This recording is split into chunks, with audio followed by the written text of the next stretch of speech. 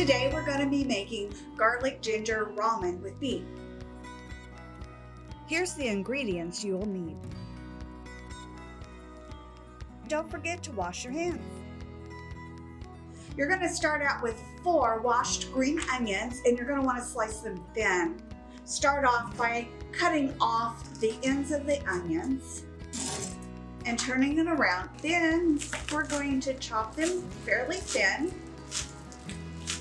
watching your fingers. And when you get to the white part, you're going to want to cut that a little thinner. All right, you're going to set those aside. We need to cook about 16 ounces of frozen stir-fried vegetables. And you're going to want to do that according to the package instructions. For this, we want to cook about 3 minutes, and I'm going to cover it loosely with a paper towel so it doesn't splatter all over our microwave. Now that our vegetables have been cooked, we'll continue on with the rest of our recipe. Add a ½ pound of ground beef. You're going to want to break up your ground beef so that it is in smaller pieces. As your meat is cooking, you're going to want to add in your 4 thinly sliced green onions.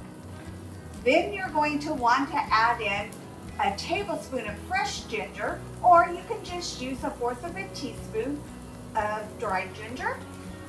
And you can use 3 garlic cloves or 1 teaspoon of garlic powder. And you're going to cook that together with your ground beef. Our ground beef is now browned, and we need to drain the grease off of it before we continue on. After you have drained your ground beef, then you're going to add 2 cups of water to your skillet.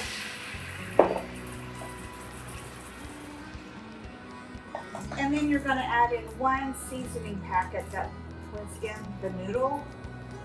Then you're going to break up 2 packages of ramen noodles into your skillet.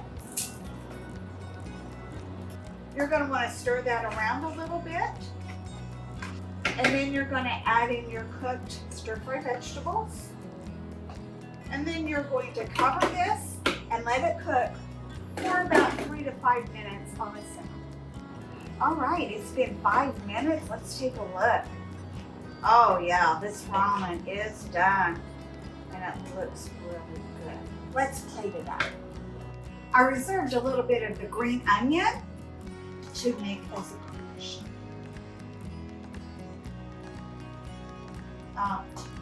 Isn't that pretty? For this and more recipes, check out eatmovesave.org.